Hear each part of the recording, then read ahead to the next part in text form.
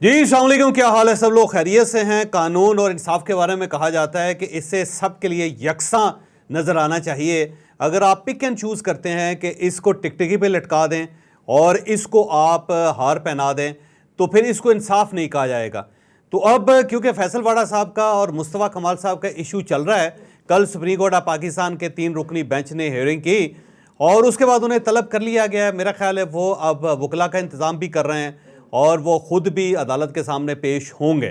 लेकिन कुछ नए पंडोरा बॉक्सेस इस वक्त खुले हुए हैं और हर तरफ ये डिबेट की जा रही है कि फैसल वाडा और मुस्तफ़ा कमाल का क्या जुर्म है। क्या उन्होंने गलत सवाल उठाया? क्या उनका तरीक़ाकार गलत था? क्या अदलिया से या जजेस से कुछ नहीं पूछना चाहिए? क्या पाकिस्तान के अंदर कुछ गाय वाकई मुक़द्दस हैं और उनके बारे में कोई सवाल नहीं हो सकता? और क्या उनको कोई जवाब के लिए पाबंद नहीं कर सकता? ये एक सवाल बार बार हर जगह पे पूछा जा रहा है। पहली बात तो ये है कि फैसल वाडा साहब ने जो कुछ कहा, मैं उससे इत्तफाक नहीं करता, क्योंकि वो बाज़ औक़ात अल्फाज के हेर फेर में बहुत आगे निकल जाते हैं और ऐसे महसूस होता है कि वो हर चीज़ को रौन देंगे या उन्हें कोई दाएँ बाएँ या आगे पीछे का ख्याल या एहसास नहीं है। और फैसल वाडा साहब के बारे में ये बात दुरुस्त भी है कि जब वो किसी साइड पे चलते हैं तो फिर वो चलते ही जाते हैं और वो भूल जाते हैं कि इससे पहले मेरा माजी क्या था, इससे पहले मैं क्या कहता रहा। मतलब फैसल वाडा साहब इमरान खान साहब के दौर में अगर आप देखें तो फैसल वाडा साहब आसिफ अली ज़रदारी साहब के बारे में क्या कहते थे, मियां नवाज शरीफ साहब के बारे में क्या कहते थे, फिर वो इमरान खान साहब के अपने करीबी साथियों के बारे में उनके क्या ख्यालात थे, वो आपके सामने हैं।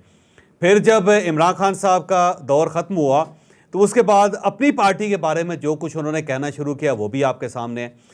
फिर उसी फैसल वाडा ने आसिफ अली ज़रदारी साहब से बाकायदा जाके वोट मांगे और मियां शहबाज शरीफ और पाकिस्तान मुस्लिम लीग नून के वोट भी उन्होंने हासिल किए और ये वोट हासिल करके वो आज़ाद हैसियत से सेनेटर भी मुंतखब हुए। तो फैसल वाडा साहब जब किसी साइड पर निकलते हैं तो फिर वो ये नहीं सोचते कि माजी में उन्होंने क्या कहा था या माजी में उनका क्या मौक़िफ़ था।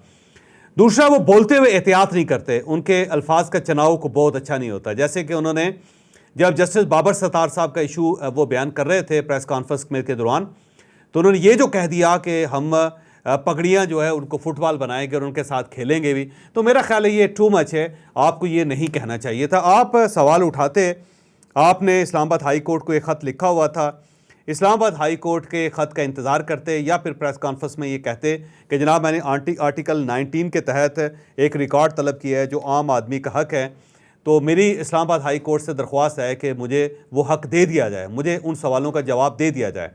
और उसके बाद अगर वो उन सवालों से मुतमईन हो जाते तो ठीक, ना होता तो वो पटिशन भी कर सकते थे या फिर वो जस्टिस बाबर सत्तार के ख़िलाफ़ रेफरेंस भी दायर कर सकते थे, तो आप रेफरेंस दायर कर देते या आप उनके ख़िलाफ़ पटिशन कर देते या उस जो वजाहत होती इस्लामाबाद हाई कोर्ट की आप उसे चैलेंज कर देते, लेकिन उन्हें बहुत आगे नहीं जाना चाहिए था।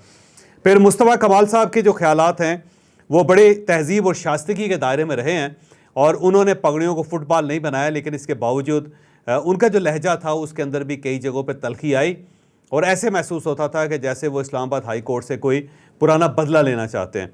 बहरहाल इन दोनों के ख्यालात से मैं इत्तफाक नहीं करता, लेकिन जहाँ तक जुर्म का ताल्लुक है तो मेरा ज़ाती ख्याल ये है कि पाकिस्तान तहरीक इंसाफ इससे कहीं ज़्यादा बड़े जराइम कर चुकी है। मसलन पाकिस्तान तहरीक इंसाफ के वर्कर्स ने जजेस की तस्वीरें लगा के उनके साथ जो सलूक किया था वो पूरी दुनिया ने देखा था।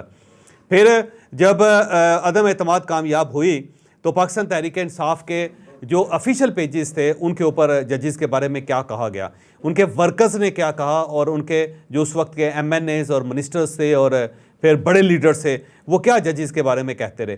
इमरान खान साहब आज भी ये कहते हैं कि रात को 12 बजे अदालत खोलने की क्या ज़रूरत थी, तो उस वक्त इमरान खान साहब ने ऑब्जेक्ट भी किया था और जजेस के बारे में बहुत कुछ कहा था, लेकिन इमरान खान साहब को किसी तौहीन अदालत का नोटिस नहीं मिला, सिवाय एक खातून जज के बारे में जो बहुत ज़्यादा वायरल हो गया, तो फिर उनको नोटिस आया और फिर उन्होंने जाके माफ़ी मांग ली, लेकिन उनकी माज़रत को आलमोस्ट कबूल भी कर लिया गया था। इमरान खान साहब को अभी तक तौहीन अदालत में कोई सज़ा नहीं हुई। इसको भी छोड़ दीजिए, क्योंकि इमरान खान साहब बड़े लीडर हैं और जब बड़ा लीडर होता है उसकी बातों को इग्नोर कर देना चाहिए। और मेरा ख्याल है चीफ जस्टिस साहब का दिल बड़ा है, अदलिया का दिल बड़ा है, तो अमूमन ऐसे जो ख्यालात जब बड़े लीडर की तरफ से आते हैं तो अदलिया उनको माफ़ कर देती है। लेकिन रऊफ़ हसन साहब तो ज़ाहिर है इमरान खान साहब नहीं हैं। रऊफ़ हसन खान साहब ने जब 6 जजेस ने ख़त लिखा था और चीफ जस्टिस ऑफ पाकिस्तान को, तो उस वक्त एक प्रेस कॉन्फ्रेंस की थी। मैं उस प्रेस कॉन्फ्रेंस की एक सिर्फ झलकी आपको दिखा रहा हूँ, और उस वक्त ये देखें कि उनके साथ कौन कौन बैठे हुए थे। तो उनके साथ बड़े बड़े वकला उस वक्त बैठे हुए थे, और ये वो वकला जो पूरी ज़िंदगी अदालतों के अंदर वकालतें करते रहे और बेगुनाह को बेगुनाह साबित करते रहे, गुनाहगार को गुनाहगार साबित करते रहे। और ये जाहिर है ये वो लोग भी हैं जिन्होंने अदलिया की बहाली की तहरीक चलाई थी। उन सब के साथ बैठे हुए रऊफ़ हसन साहब ने चीफ जस्टिस इस्लामाबाद को टाउट कहा, बाकायदा नाम लेके, और बाकायदा उन्होंने एक लंबी तकरीर की। और अब ये बताइएगा कि एक साइड पे जब फैसल वाड़ा साहब ये कह रहे हैं कि पगड़ियों को हम फुटबॉल बनाएंगे, और दूसरी साइड पे एक दूसरी पार्टी का लीडर रऊफ़ हसन साहब वो chief justice of Islamabad high court को टाउट कह रहा है, तो क्या जुर्म किसका बड़ा है? क्या ये जुर्म बड़ा है या फिर ये जुर्म बड़ा है?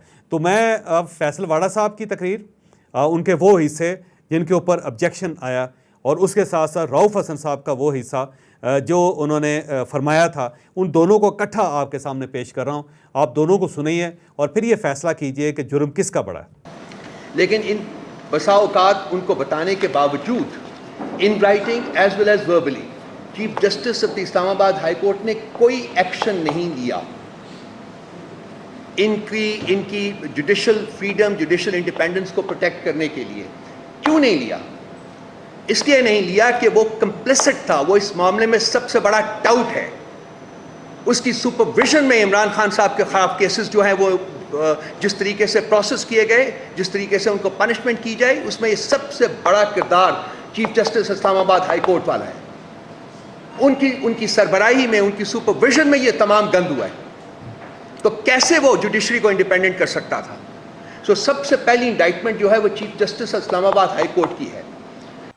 अब पाकिस्तान में कोई पगड़ी उछालेगा तो पगड़ी का फुटबॉल, हम उनकी पगड़ियों का फुटबॉल बनाएंगे। प्यार करेंगे, डबल प्यार देंगे, इज्जत देंगे, डबल इज्जत देंगे, इतराम करेंगे, डबल इतराम करेंगे, बदमाशी करेंगे, डबल बदमाशी करूंगा। क्लैरिटी है, स्ट्रेट हूं मैं, ना मुझे लपेट सपेट के बात करनी नहीं आती। तो अब आप दोनों को आमने सामने रख के देखें कि जो फैसल वाड़ा साहब है वो बड़े गो अल्फाज ठीक नहीं है, लेकिन इसके बावजूद वो बड़े मोहतात अल्फाज में कह रहे हैं कि अगर मुल्क की पगड़ी उछाली जाएगी तो हम आपकी पगड़ियों को फुटबॉल बनाएंगे और उनके साथ खेलेंगे।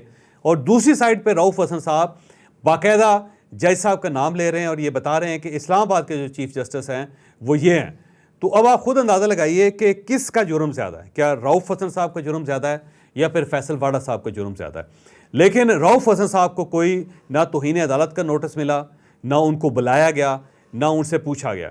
जबकि फैसल वाड़ा साहब जो हैं वो बाकायदा अतर मिनल्ला साहब ने जो कार्रवाई चल रही थी नैब के कवानीन के अंदर तरामीम की, और इमरान खान साहब वहाँ पे बैठे हुए थे, तो अतर मिनल्ला साहब ने इस पॉइंट को आउट किया, पॉइंट को उठाया, और साथ उन्होंने कहा कि ये प्रॉक्सीज़ हैं जो हमें बाकायदा धमका रही हैं। और वो अटॉर्नी जनरल साहब से पूछा कि आपकी प्रॉक्सीज़ हमें क्यों धमका रही हैं?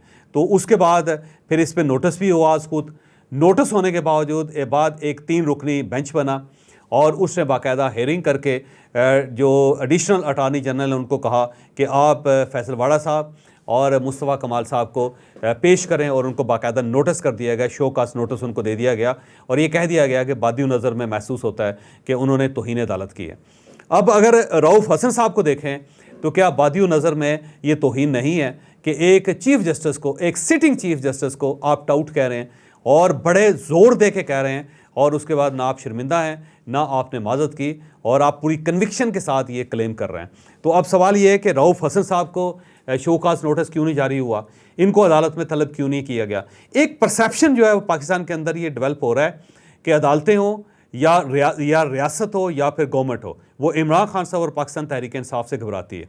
उसकी बुनियादी वजह यह है कि पाकिस्तान तहरीक इंसाफ के पास सोशल मीडिया का टूल है, और वहाँ पे वो इतनी मिट्टी पलीत करते हैं कि जिस शख्स के वो ख़िलाफ़ हो जाते हैं कि वो आदमी पनाह मांगता है। तो सब लोग इस खौफ का शिकार हैं कि अगर हमने कोई बात की या इनके ख़िलाफ़ कोई कार्रवाई करने की कोशिश की तो ये जो इनका गाली ब्रिगेड है वो फ़ौरन सामने आ जाएगा और वो हमारी ज़िंदगी अज़ाब कर देगा, और हम किसी को मुंह दिखाने के काबिल नहीं होंगे, या अपने जो हमारे बच्चे हैं वो किसी के सामने पेश नहीं हो सकेंगे, सामने नहीं आएंगे। हर चीज़ को इस हद तक ले जाते हैं कि इंसान जो है तौबा करने पर मजबूर हो जाता है या माफ़ी मांगने पर मजबूर हो जाता है।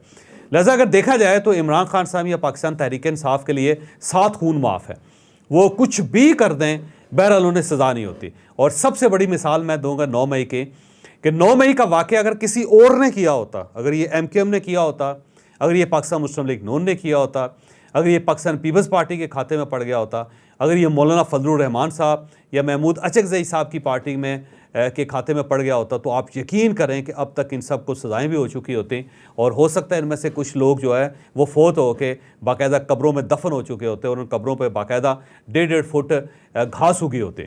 लेकिन क्योंकि इमरान खान साहब दूसरी साइड पे हैं और इनके लोगों को गिरफ्तार किया, लेकिन 1 साल हो गया रियासत इनको सज़ा नहीं दे सकी, ना इनका मुहासबा कर सकी और अभी भी वो डामाडोल हैं। वो एक प्रेस कॉन्फ्रेंस कर देती है या एक प्रेस रिलीज़ जारी कर देती है कि 9 मई के ज़िम्मेदारों को छोड़ा नहीं जाएगा, जो शख्स इसके अंदर मुलव्वस थे या सहूलतकार थे उन सब को कैफर किरदार तक पहुँचाया जाएगा। लेकिन 1 साल गुजरने के बावजूद ना किसी ने कैफर देखा, ना किसी ने किरदार देखा, ना ही किसी ने पहुँचता हुआ देखा।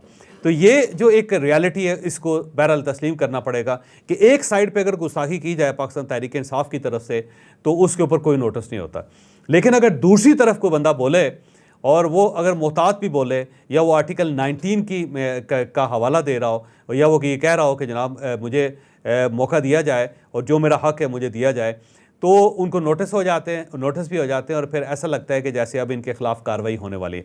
तो मेरा ख्याल है जस्टिस को इक्वल होना चाहिए और वो बाकायदा सबको महसूस होना चाहिए कि जनाब ये वाकई इंसाफ हुआ है। तो मेरी सुप्रीम कोर्ट के चीफ जस्टिस साहब से दरख्वास्त है कि आप मुस्तफ़ा कमाल साहब को बुलाएं, फैसल वाडा साहब को बुलाएं, उन्होंने वाकई गुस्ताखी की होगी और अगर आप ये महसूस करते हैं कि गुस्ताखी है तो उनको सजा दें, लेकिन साथ रऊफ़ हसन साहब को भी बुलाएं, उनसे भी पूछें कि जनाब आपको ये ज़रूरत कैसे हुई कि आप एक सिटिंग चीफ जस्टिस को क्या कह रहे हैं, क्या किसी जज को इस तरह कहना चाहिए ओपनली?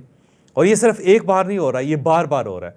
आप इसी तरह पाकिस्तान तहरीक इंसाफ के ऑफिशियल पेजेस खोल के देख लें, वहाँ पे जो पार्टी का ऑफिशियल पेज है उसके ऊपर क्या हो रहा है, वहाँ पे किस किस जज के बारे में क्या क्या नहीं कहा गया और क्या क्या कहा जा रहा है और किस किस जनरल की यूनिफॉर्म के अंदर तस्वीरें लगा के उनको क्या क्या नहीं कहा जा रहा है। इस वक्त भी आप अगर पाकिस्तान तहरीक इंसाफ के ऑफिशियल पेज पे जाएं, वहाँ पे बेशुमार लोगों को टाउट कहा गया है। तो अब आप खुद अंदाज़ा लगाएं कि टाउट किसको कहते हैं और क्या ये पार्लिमानी लफ्ज़ है, क्या किसी को ये कहना चाहिए? और अगर कल कोई शख्स इमरान खान को ये कह देता है तो क्या पाकिस्तान तहरीक इंसाफ इसे बर्दाश्त करेगी? तो वो फिर वही दरख्वास्त कि अगर आपने इंसाफ करना है तो फिर इक्वल करें, सबके साथ करें। ये एक जो पार्टी है या जो एक ग्रुप है उससे खाइफ हो के डर के आप इंसाफ ना करें कि दूसरे लोग कमज़ोर हैं या आप महसूस करते हैं कि उनके पास कोई सोशल मीडिया का प्लेटफॉर्म नहीं है या उनके साथ कोई ऐसी पार्टी नहीं है जो उनके लिए बाहर खड़े होकर नारे लगा सके या लोगों को मजबूर कर सके या लोगों को दबाव में ला सके, तो उन सब को लटका लिया जाए और दूसरी साइड पे कुछ भी कह दिया जाए, कुछ भी कर दिया जाए, तो सिर्फ आप खामोशी से देखें और वक्त बदलने का इंतज़ार करें। मेरा नहीं ख्याल कि रियासत को या अदलिया को या हुकूमत को इस चीज़ का इंतज़ार करना चाहिए या ऐसा रवैया रखना चाहिए। इंसाफ सब के लिए होना चाहिए। मुझे इजाज़त दीजिए, दोबारा मुलाकात होगी।